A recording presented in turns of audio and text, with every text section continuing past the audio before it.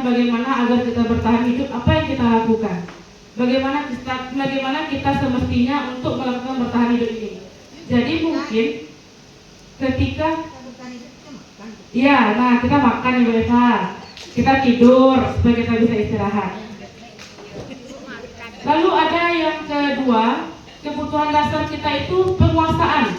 Coba Bapak Ibu lihat dalam kelas, ada anak kita mungkin mereka yang merasa raja dalam kelas, mereka yang hobinya mengatur teman, itu mungkin kebutuhan ini yang belum terpenuhi, kebutuhan penguasaannya ini yang belum terpenuhi Bapak Ibu. Jadi mungkin dengan kita sedikit memahami dari 5 kebutuhan dasar ini, kita bisa memandang siswa kita bisa memandang peserta didik kita, oh mungkin ada tabung kebutuhan mereka yang kosong, makanya mereka berbuat seperti itu. Atau mungkin ada tabung kebutuhan mereka yang kurang, sehingga kadang mereka cari perhatian kepada kita. Lalu ada kebutuhan akan kasih sayang dan rasa diterima. Nah, ini yang paling banyak yang kita rasakan Bapak Ibu. Siswa kita mungkin banyak mereka yang kurang kasih sayang, mereka yang kurang merasa diterima akan keberadaan dirinya.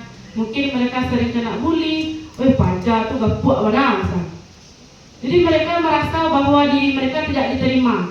Sehingga dengan mereka merasa diri mereka tidak diterima, mereka akan melebihkan di yang lain.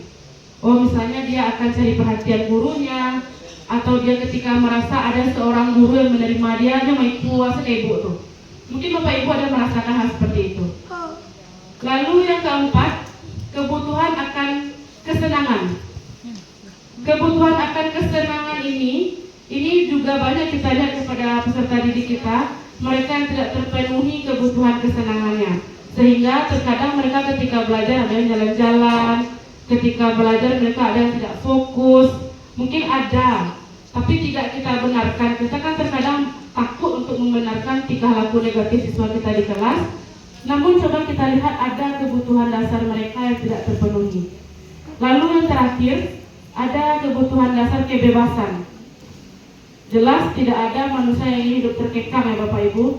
Setiap kita pasti menginginkan kebebasan. Jadi dari 5 kebutuhan dasar hidup kita ini, kita bisa berada di 5 posisi kontrol yang mungkin ini akan kita jabarkan nanti. 5 posisi kontrol yang harus dimiliki oleh seorang guru itu. Yang pertama ada sebagai penghukum. Nah, ketika kita berada di posisi sebagai penghukum, apa sih yang kita lakukan? Ini dia. Guru itu sering menghardik, guru sering menunjuk-nunjuk, guru sering menyakiti, guru sering menyindir. Ini yang kategori kita sebagai penghukum. Ini mungkin bisa kita rasakan bersama diri kita sendiri Bapak Ibu. Lalu yang diperbuatnya adalah pada posisi penghukum ini, kalau kamu tidak melakukannya, awas ya, rasakan ya. Nah, itulah kira-kira kalau kita berada di posisi penghukum. Hasilnya nanti adalah siswa tersebut tentu dia akan memberontak. Lalu dia akan menyalahkan orang lain. Lalu juga bisa dia nanti berbohong. Kenapa? Karena tentu dia takut. Dia takut dengan posisi penghukum kita ini. Nah, kaitannya dengan dunia berkualitas siswa adalah murid akan meletakkan guru di luar dunia berkualitasnya. Kita ini tidak jadi apa-apa bagi murid kita. Abdi belajar, abdi lu jawab. Itulah posisi kalau kita berada di posisi penghukum Bapak Ibu. Nah, murid berkata, jadi dia berkata begini, biasalah, beko ini merang-merang lo nah. Jadi jangan sampai kita apa yang kita takutkan ini, murid akan menyampaikan itu kepada kita. Nah, dampaknya kepada murid adalah mengulangi kesalahannya lagi. Karena penghukum ini berada di kontrol dari luar. Jadi identitasnya gagal Bapak Ibu. Dia tidak merasa dirinya yang berbuat. Dia merasa atau menghindari perbuatan itu karena dia takut. Misalnya dia terlambat. Dia takut terlambat itu karena akan dihukum oleh Bu Soli masukkan WC gitu. Jadi bukan dari dalam dirinya dia ingin, terlambat nanti saya ketinggalan pelajaran dengan Bu Eva misalnya gitu. Bukan dari dalam dirinya dia berbuat. Lalu yang kedua, ada posisi kita sebagai pembuat rasa bersalah. Bagaimana sih contohnya yang diperbuat guru?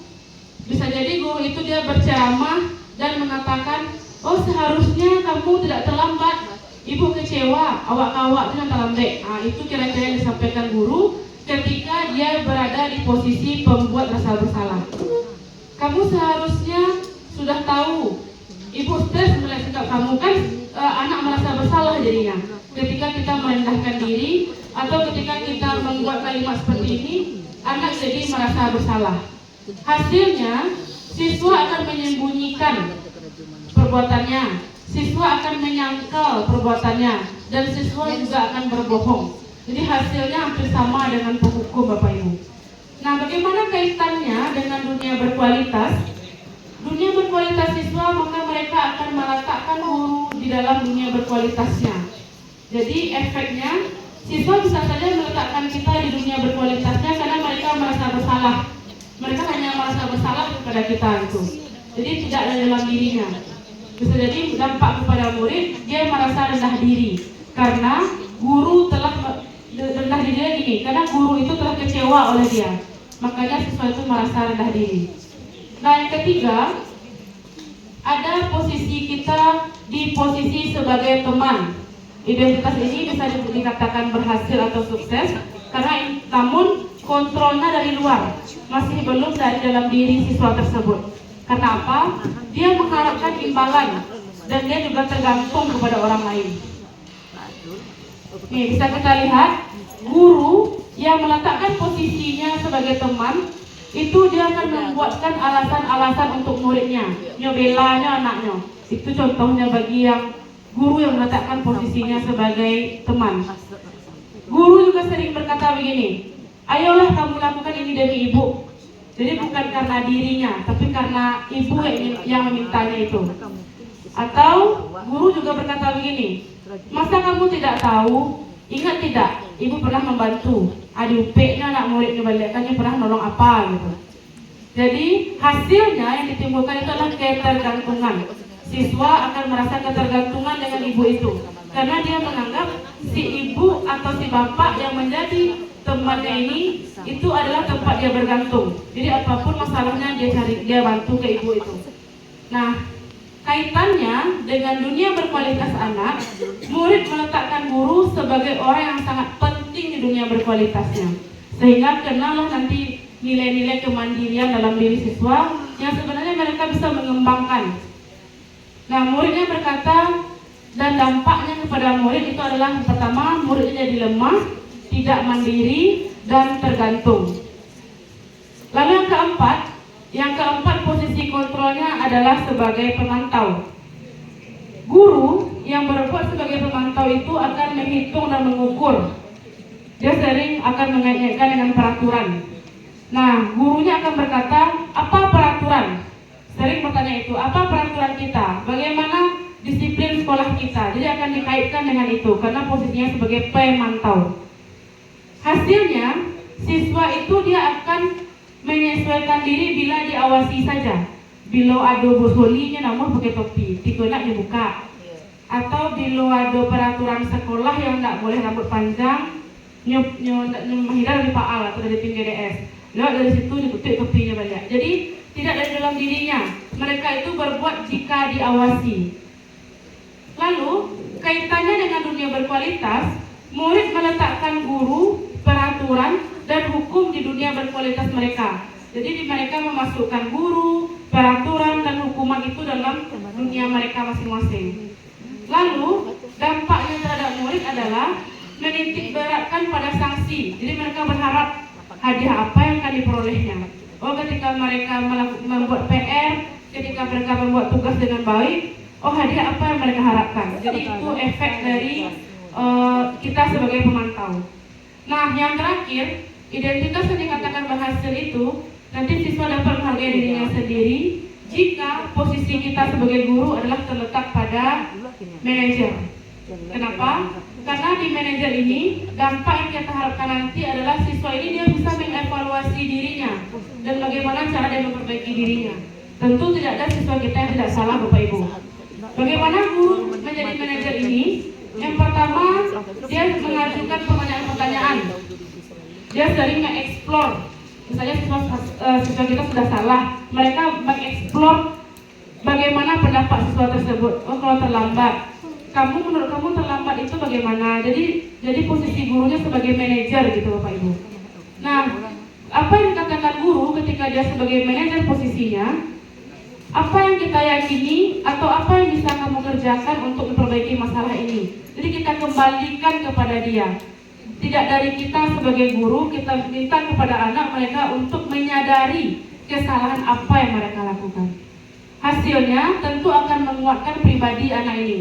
Jadi ketika siswa kita sudah kita posisikan diri kita sebagai posisi manajer, maka hasil yang akan kita dapatkan adalah pribadi yang kuat dari peserta didik kita tersebut. Kaitannya dengan dunia berkualitas, murid akan meletakkan dirinya sebagai individu yang positif dalam dunia berkualitas. Ini yang kita harapkan Bapak Ibu. Bagaimana nanti mereka menyadari kesalahannya, mereka memperbaiki kesalahannya, dan mereka menemukan solusi yang tepat untuk dirinya, bukan dari kita. Nah, sebenarnya mungkin kebanyakan dari kita ini sudah banyak yang kita lakukan, kita berada di posisi manajer.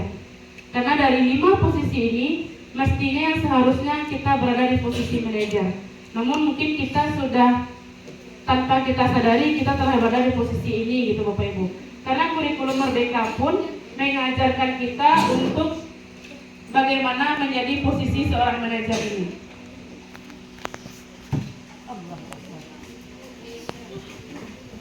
Baik Bapak Ibu, sampai di penjelasan 5 posisi kontrol tadi ada yang ingin ditanyakan?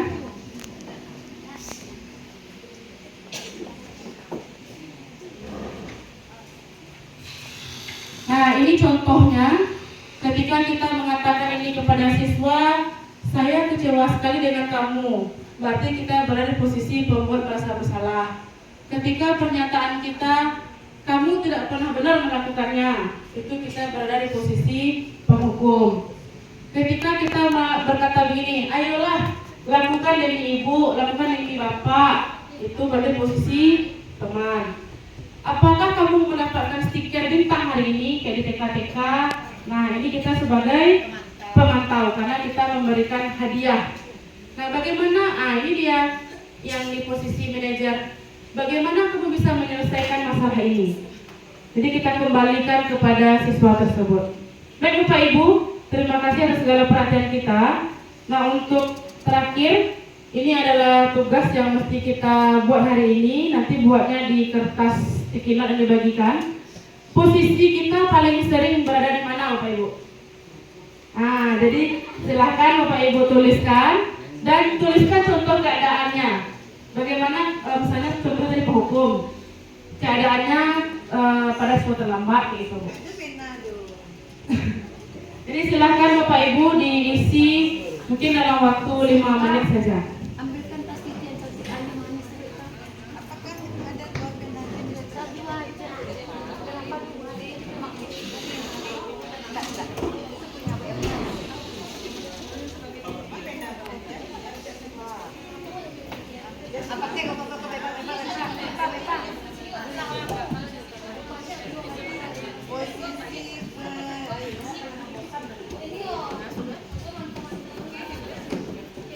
Posisi mana yang paling sering kita berada?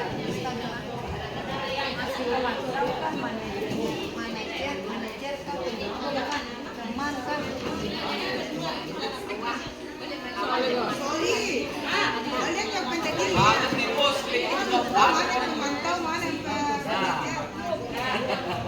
awak sama teman salah teman. Yo, Mbak di kondisi Ibu jadi teman dengan seketek Ibu penjelasan kondisi. Ayo kamu pasti bisa. Makan gitu.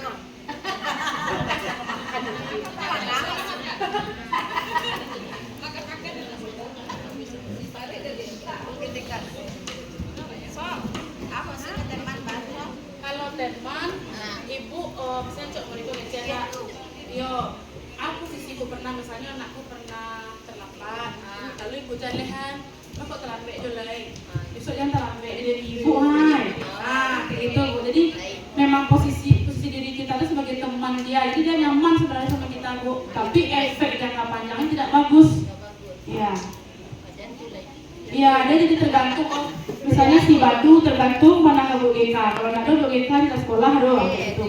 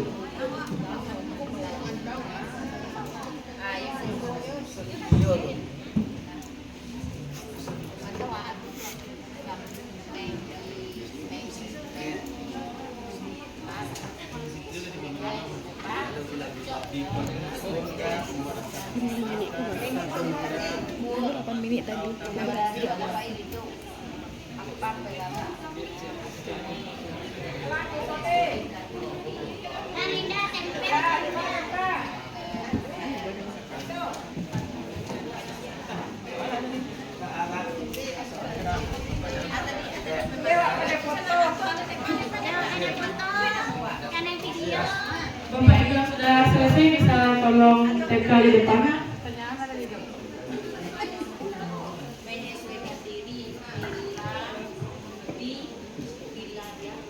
Pakai nama nggak bisa nih? Iya, pakai nama kalian.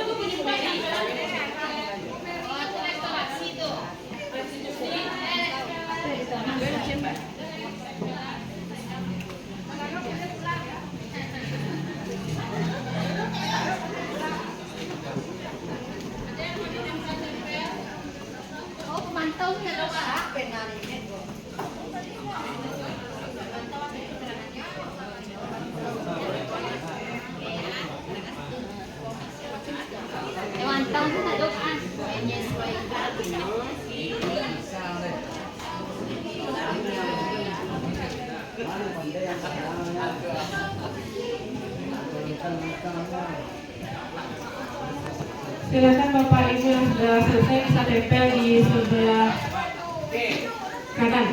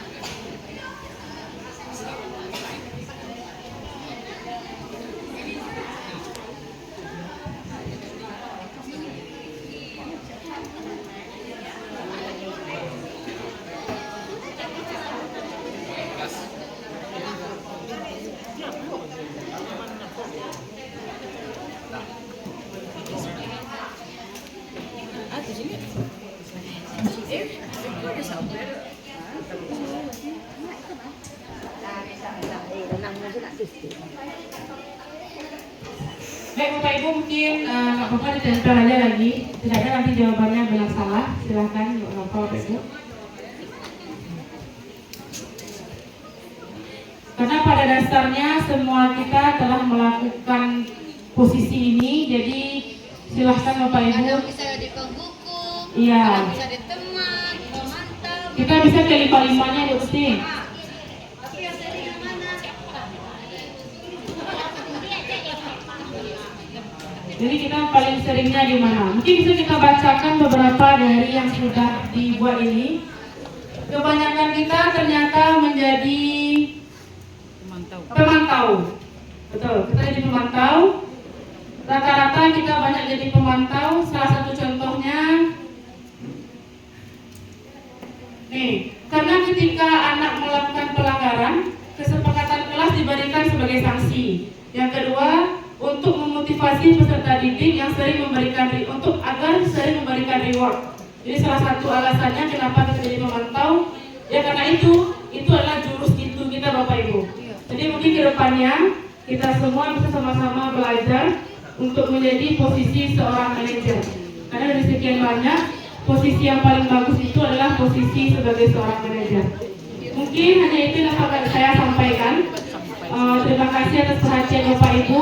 Setelah ini akan dilanjutkan oleh Ibu Mary. Kepada Ibu Mary, waktu tempat diserahkan.